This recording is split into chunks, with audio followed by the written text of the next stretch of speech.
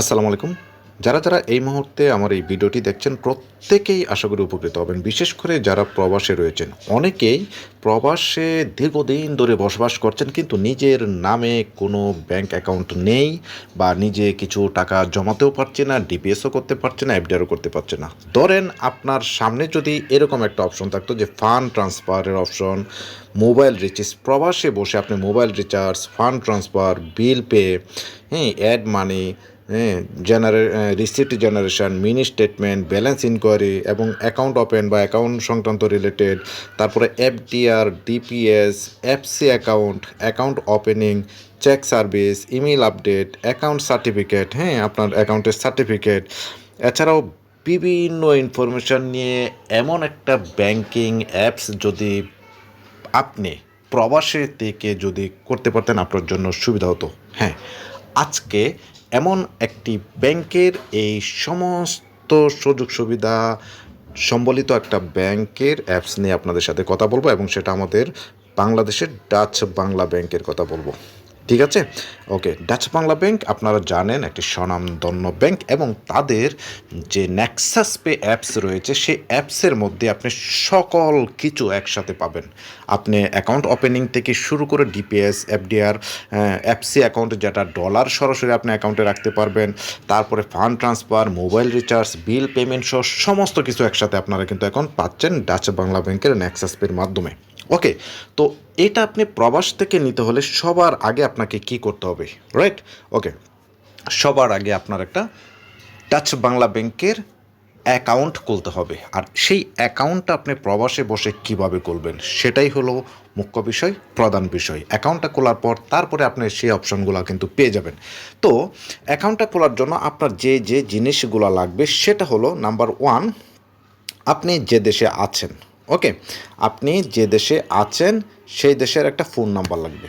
ওকে, আপনি সৌদি আরবে আছেন, সৌদি আরবের ফোন নাম্বার দিয়ে নেক্সাস পে অ্যাপস প্রথমে ডাউনলোড করবেন। ডাউনলোড করে সেই সৌদি আরবের নাম্বার, যে দেশে আছেন, হ্যাঁ, সৌদি আরব, দুবাই, যে দেশে আছেন সেই দেশের নাম্বার দিয়ে কিন্তু রেজিস্ট্রেশন করতে হবে।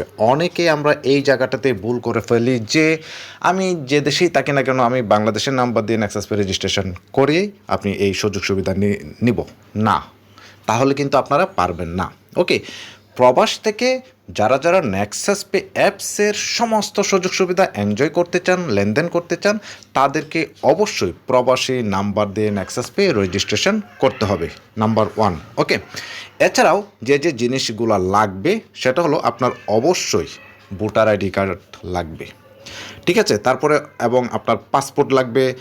তারপরে 3 নম্বরে যে অপশনটা লাগবে সেটা হলো ভিসা কপি, অথবা আপনি যে দেশে আছেন ওই দেশের ওয়ার্ক পারমিটের একটা কপি আপনার লাগবে এবং নিজের লাইভ একটা সেলফি আপনাকে দিয়ে নেক্সাস পেটা রেজিস্ট্রেশন করতে হবে।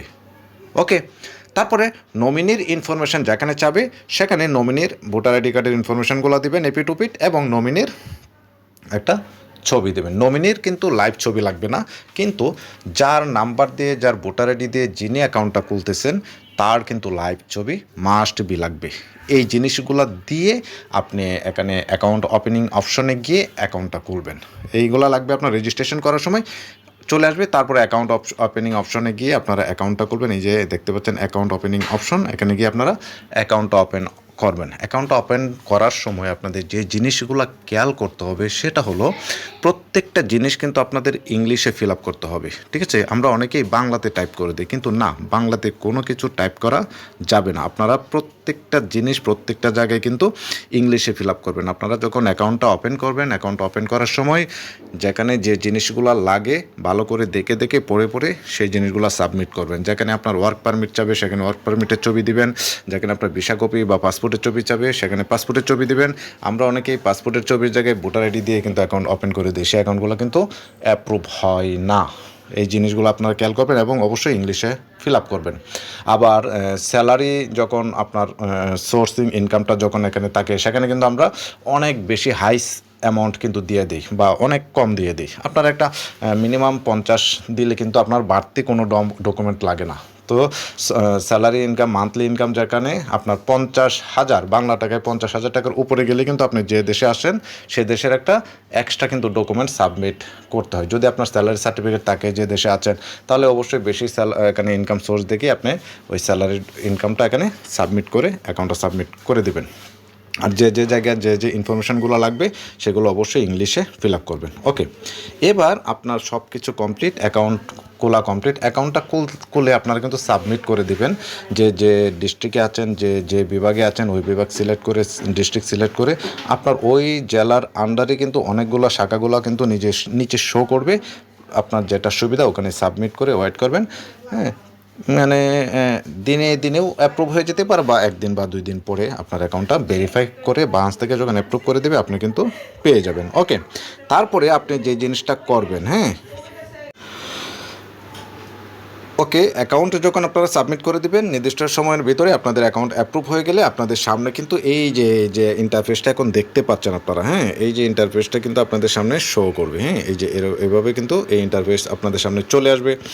আসার পর তারপরে আপনারা আপনাদের অ্যাকাউন্টের যদি ফান্ড ট্রান্সফার করতে চান আপনারা ফান্ড ট্রান্সফার করতে পারবেন, মোবাইল রিচার্জ করতে পারবেন ওই দেশ থেকেই, যে কোনো বিল পেমেন্ট করতে পারবেন। হ্যাঁ, তারপরে অনেকগুলো অপশন, মিনি স্টেটমেন্ট চেক করতে পারবেন, অনেক অপশন যেটা করতে চান করতে পারবেন আপনারা যে দেশে আছেন সে দেশে বসে। তারপরে আপনারা যদি কি করতে চান, ডিপিএস করতে চান, এই যে এখানে দেখতে পাচ্ছেন ডিপিএস যদি করতে চান আপনারা ডিপিএস করতে পারবেন। এখানে ডিপিএসের অপশনে ক্লিক দিলে আপনাদের সামনে এই যে এরকম একটা অপশন চলে আসবে। আসার পর এই ওপেন ডিপিএসে গিয়ে আপনাদের ডিপিএসটা আপনারা ওপেন করতে পারবেন। সেমভাবে এফডিআর যদি করতে চান, এফডিআরের অপশন এই যে এখানে আছে এফডিআরের অপশন, সেই এফডিআরের অপশনে একটা ক্লিক দিলেই আপনারা কিন্তু এফডিআরের অপশনে নিয়ে যাবে। এফডিআরের অপশনে আসলে এরকম একটা অপশন আসবে, এখানে আপনারা এফডিআর ওপেন করে নিতে পারবেন। এইগুলো আপনারা যে দেশে আছেন সে দেশে বসেই খুব সহজে ইজিলি কিন্তু আপনারা করতে পারবেন। সো যারা বিদেশে বসে বাংলাদেশের ব্যাংক অ্যাকাউন্ট করতে চান তাদেরকে বলবো ডাচ বাংলা ব্যাংকের নেক্সাস পের মাধ্যমে ডাচ বাংলা ব্যাংকের অ্যাকাউন্টে আপনাদের জন্য বেস্ট একটা অপশন। ধন্যবাদ সবাইকে, ভালো থাকবেন, সুস্থ থাকবেন। আর যদি আরও কোনো ইনফরমেশান বা আপডেট আপনাদের জানার প্রয়োজন হয় ডেসক্রিপশন বক্সে আমার ফোন নাম্বার দেওয়া আছে, সে নাম্বারে যোগাযোগ করে আপনারা কিন্তু আরও ডিটেলস আপনারা জানতে পারবেন। ওকে, তো ভালো থাকবেন, সুস্থ থাকবেন, আল্লাহ হাফিজ।